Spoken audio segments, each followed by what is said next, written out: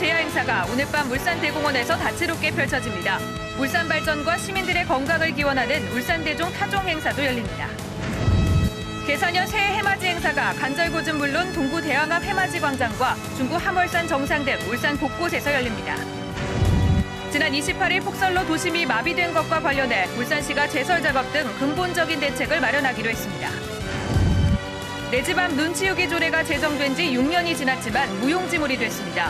홍보도 안 된 데다 강제성도 없어 대책이 시급하다는 지적입니다. 초등학생들이 먹고 집단 식중독 증세를 보인 도시락은 무신고 업체가 만든 것으로 드러났습니다. 수백억 원에 이르는 원전 지원금 사용처를 놓고 서생면 주민들이 갈등을 빚고 있습니다. 세계적인 경기 침체에도 울산 수출은 다시 1,000억 달러에 근접할 것으로 전망됐습니다. 하지만 선진시장의 보호무역주의와 환율 등 변동성이 여전히 남아있습니다. 울산에도 내년 3월부터 중구 확산동의 시내 면세점이 문을 열고 본격적인 영업에 들어갑니다. 3년을 끌어온 동구 대왕암공원 내 교육연수원 이전 문제가 시교육청이 보상금 113억 원을 수령하기로 하면서 오늘 마무리됐습니다. 여러분 안녕하십니까? 12월 31일 월요일 UBC 프라임 뉴스입니다. 어느 해보다 다사다난했던 2012년도 이제 3시간여밖에 남지 않았습니다. 잠시 뒤 밤 9시부터 울산대공원에서는 다채로운 송년 제야 행사가 열리는데요. 현장에 UBC 중계차 나가 있습니다. 이정환 기자 전해주시죠. 예, 저는 지금 울산대공원에 나와 있습니다. 희망과 기대를 안고 2012년을 맞이한 지가 엊그제 같은데 올해도 이제 불과 3시간여밖에 남지 않았습니다. 아쉬움 속에 또 한 해를 보내고 희망의 새해를 맞이하기 위한 아듀 2012 송년제야 행사는 잠시 뒤인 밤 9시부터 이곳에서 펼쳐집니다. 밤 10시 울산대종 앞 특설 무대에서 열리는 송년음악회에는 전영록과 심신 등 추억의 인기 가수들이 100분 동안 뜨거운 무대를 선사할 예정입니다. 밤 11시 40분부터는 올해 울산의 10대 뉴스와 함께 한 해를 마감하게 됩니다. 송년 제야 행사의 절정은 자정부터 시작되는 울산대종 타종식인데요. 울산 전역에 울려 퍼지게 될 33번의 타종 소리는 아쉬움을 뒤로하고 새해 모든 이들의 건강과 안녕을 기원하게 됩니다. 타종식에 이어 화려한 불꽃놀이와 신년 소망지 태우기 등 새해 맞이 행사와 함께 2013년 개사년을 맞이하게 됩니다. 신년 가운을 써주고 복조리를 나눠주는 등 새해의 복을 기원하는 행사도 마련됩니다. 울산시는 제야 행사장을 찾는 시민들의 교통 편의를 위해 행사장을 경유하는 시내버스를 내일 새벽 0시 30분까지 연장 운행합니다. 지금까지 제야 행사가 열리고 있는 울산대공원에서 UBC 뉴스 이정환입니다. 임진년, 올 한 해도 정말 바쁘게 지나갔습니다. 올 한 해 울산에서는 어떤 일들이 있었는지 영상으로 꾸며봤습니다.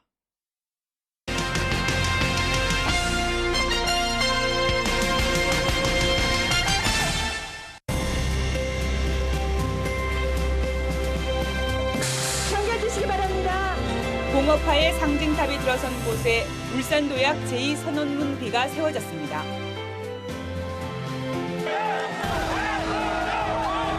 대형 이슈들이 관심을 모았지만 오히려 보수표를 결집시키는 결과를 낳았다는 분석입니다.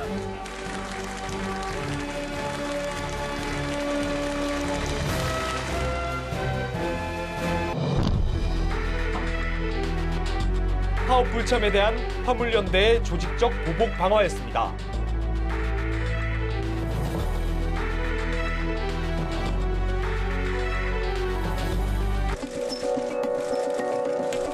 앞으로 있는 흉악범들은 반드시 사형시켜가지고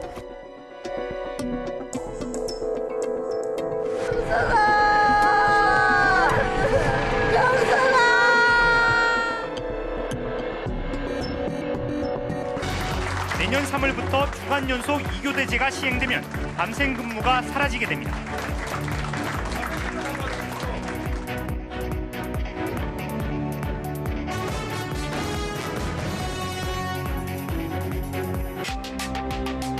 금품 수수, 입찰 담합, 자재 납품 편의 제공 등 구조적 비리를 확인한 수사였습니다.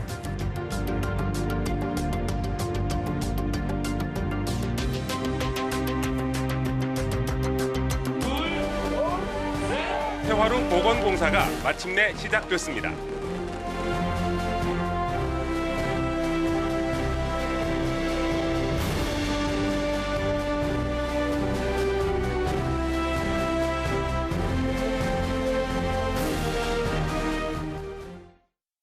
네, 새해 해맞이 행사가 시내 곳곳에서 열립니다. 이 간절곶 해맞이 축제는 간절곶에 해가 떠야 한반도에 아침이 온다라는 주제로 콘서트와 소망 풍선 날리기 등으로 다양하게 진행됩니다. 동구청은 다용암 해맞이 광장에서, 중구청은 성안동 하물산 정상에서 각각 해맞이 행사를 갖습니다. 새해 수출은 올해보다 다소 희망적이라는 분석입니다. 하지만 원자재 가격과 환율이 변수가 될 전망입니다. 서영만 기자입니다.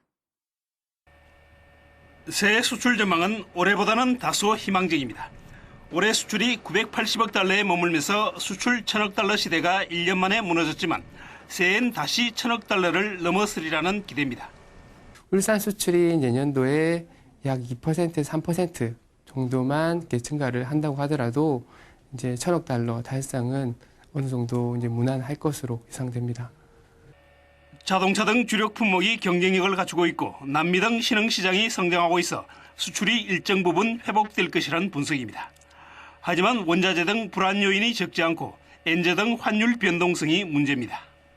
수출 양이 줄어들든지 아니면은 그만큼 환율이 떨어진 걸 수출 가격에 전가를 시키든지 그랬을 때 다 두 개 다가 수출을 감소시키는 요인으로 작용을 한다는 거죠.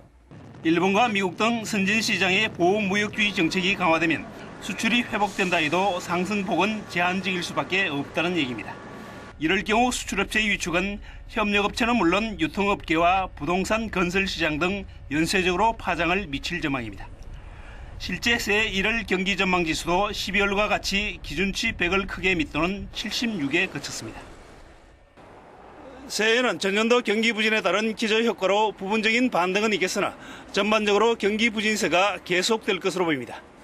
UBC 뉴스 서영만입니다.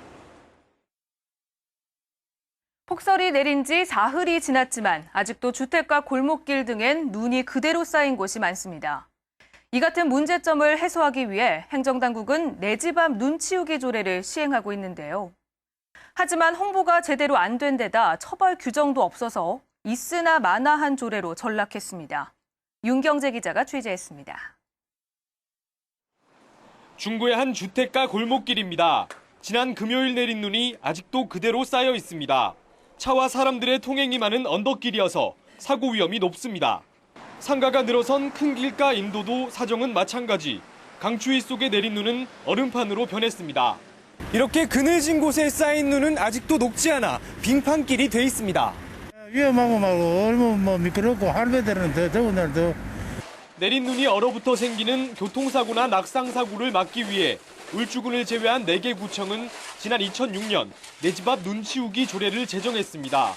눈이 그친 뒤 4시간 안에 쌓인 눈을 치우고 모래를 뿌리며 건물엔 제설 제빙 장비를 갖춰야 한다는 내용입니다. 하지만 이를 아는 주민은 거의 없습니다.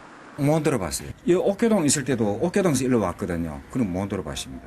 아니, 없어요. 그렇게 홍보하는 건 없던가요? 아니요, 안 들어본 적이 없어요. 제설 장비를 갖춘 건물도 찾아보기 힘듭니다.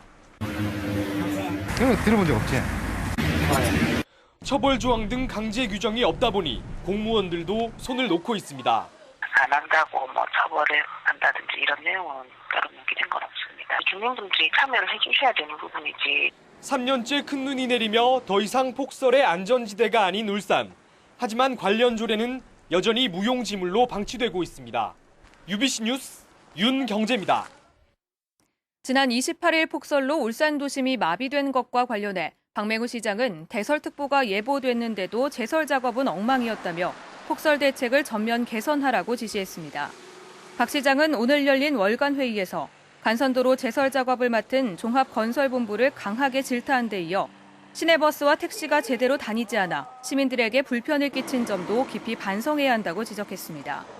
울산시는 앞으로 폭설로 비상소집을 할 때는 구군 부단체장이 직접 챙기고 울산시와 5개 구군이 폭설 대책 협약을 맺기로 했습니다.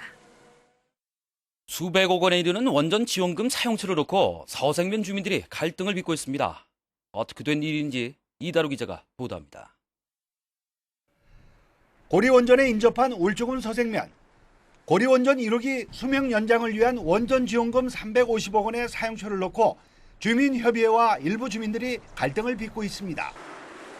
서생면 주민협의회는 지원금으로 간절곶 전망대와 국제구 유치, CCTV 설치와 서생면 중장기 종합발전 연구 용역비로 사용할 계획이었습니다.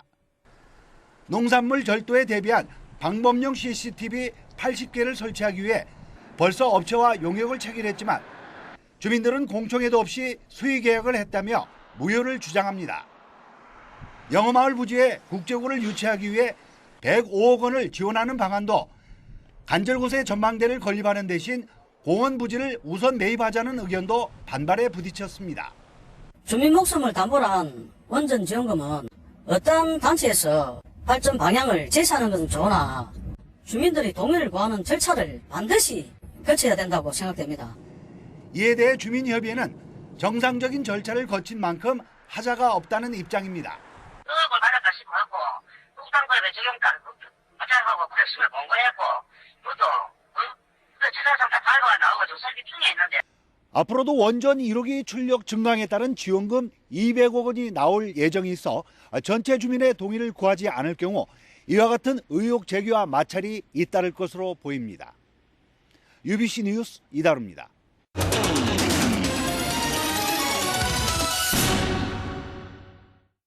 울산시 교육청과 통구청이 수년을 끌어온 울산교육연수원 이전에 합의했습니다. 어디로 갈지 또 기존 부지는 어떻게 활용할지 논의가 본격화되고 있습니다. 이영남 기자입니다. 동구 대왕암 공원 안에 있는 울산교육연수원. 방어진 수산중학교를 1998년부터 교직원들의 연수원으로 개조해 사용하고 있습니다.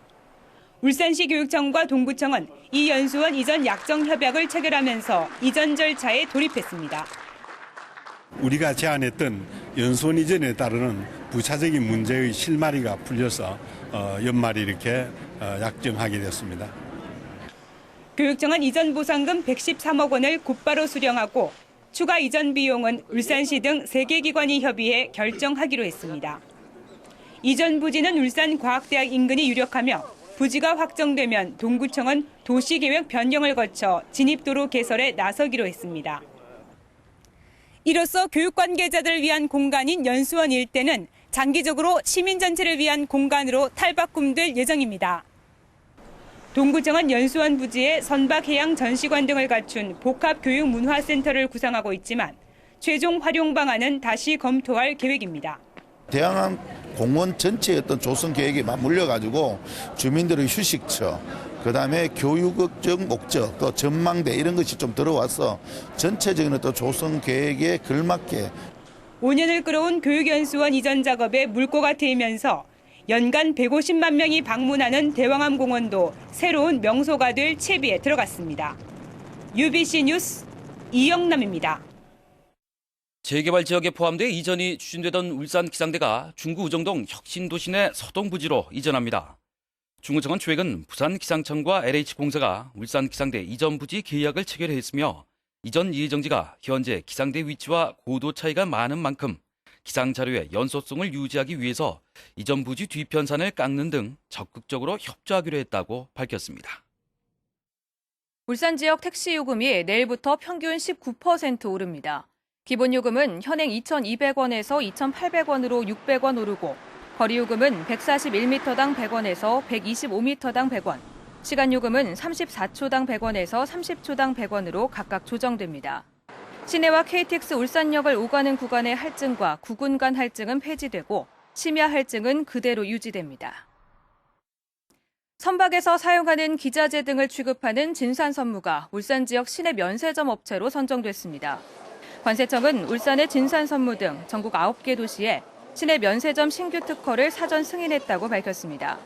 이에 따라 진산선무는 중구 학산동에 600제곱미터 규모의 매장을 확보하고 내년 3월부터 외국인 관광객과 출국하는 내국인들을 대상으로 면세점 영업을 시작할 계획입니다. 올해 울산 지역 오피스텔 기준 시가가 전국에서 가장 많이 오른 것으로 나타났습니다. 국세청이 전국 오피스텔 4천여 동의 기준 시가를 조사한 결과 울산은 올 한 해 7.93%가 올라 서울과 경기를 제치고 전국 최고 상승률을 기록했습니다.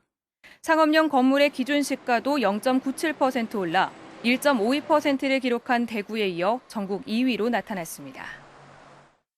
현대자동차가 노조의 반발로 2차례 보류했던 정규직 생산지 근로자를 다음 달 9일까지 신규 채용한다고 공고했습니다. 비정규직 지회의 반발을 이유로 채용 유보를 요구했던 정규직 노조도 지난 27일 비정규직 지회의 봉쇄로 관련 교섭이 결렬된 뒤 교섭이 언제 다시 열릴지 몰라 세 번째 유보를 요구하기는 힘들다고 밝혔습니다. 현대차는 비정규직 지회가 전원 정규직화를 요구하며 반발하고 있지만 정년 퇴직자를 대체할 인력이 필요하다며 지난 17일 이미 3천여 명이 원서를 냈다고 말했습니다. 울산시 교육청이 울산 플랜트 건설기계 노조가 기능학원으로 사용 중인 용암분교 건물을 오늘까지 비우라고 최종 통보했습니다. 시교육청은 노조 측에 내년부터 용암분교를 사용할 수 없다고 5차례 공문을 보냈다면서 나가지 않고 계속 사용할 경우 법적 절차를 밟겠다고 밝혔습니다. 울주군 청량면 용암분교를 3년 동안 임대해서 기능학원으로 사용해온 플랜트 노조는 계약 연장을 희망했지만 시교육청은 이른바 복면 폭행 사건을 계기로 자체 활용하겠다며 이를 거부했습니다. 석정 36호의 실종자인 18살 홍성대군의 시신이 사고 지점에서 7km 떨어진 서생면 강양 앞바다에서 발견됨에 따라 해경이 수색 범위를 확대했습니다. 해경은 어제 홍군의 시신이 발견된 해역을 중심으로 선박 21척과 500여 명의 경력을 투입해 수색 작업을 벌였지만 실종자를 추가로 발견하지는 못했다고 밝혔습니다. 초등학생 12명이 행사장에서 도시락을 먹고 식중독 증세를 보인 가운데 이 도시락은 무신고 업체가 만든 것으로 드러났습니다. 남구청과 남구보건소는 해당 업체를 조사한 결과 이곳은 반찬거리를 만들어 파는 즉석 판매 제조 가공업으로 신고된 업체로 도시락 제조업 신고는 하지 않았다고 밝혔습니다. 남구청은 해당 업체에 대한 행정 조치를 검토하고 있으며 역학조사 결과는 일주일 뒤쯤 나올 예정이라고 덧붙였습니다. 울산지법은 지난 6월 화물차 연쇄 방화 사건과 관련해 방화 방조죄로 구속 기소된 화물연대 부산지부장 52살 박모 씨에게 징역 2년을 선고했습니다. 또 같은 혐의로 구속 기소된 부산지부 조직부장 47살 이모 씨에게는 징역 1년 6개월에 집행유예 3년을 선고했습니다. 이들은 지난 6월 24일 발생한 화물차 연쇄 방화 사건과 관련해 방화에 사용할 대포폰과 대포차를 구매할 것을 지시한 혐의로 기소됐습니다. 오늘 새벽 0시 24분쯤 북구 매곡동 마우나 리조트 앞 고개에서 운전 중이던 벤츠 승용차에서 불이 나 소방서 수산 2,900만 원 상당의 재산 피해를 내고 10여 분 만에 꺼졌습니다. 소방당국은 차량 앞부분에서 불길이 치솟았다는 운전자 김모 씨의 말을 토대로 정확한 화재 원인을 조사하고 있습니다. 남부경찰서는 지난 29일 새벽 4시쯤 남구 삼산동에서 술에 취해 주차 차량 석 대를 파손한 혐의로 36살 황모 씨를 불구속 입건했습니다. 앞서 지난 28일에는 10대 종업원이 불친절하다며 편의점에서 난동을 부린 35살 정모 씨가 입건됐으며 북구 명청동에서는 운행하던 택시기사를 폭행한 40대가 경찰에 붙잡히는 등 음주로 인한 폭행 사건이 잇따랐습니다.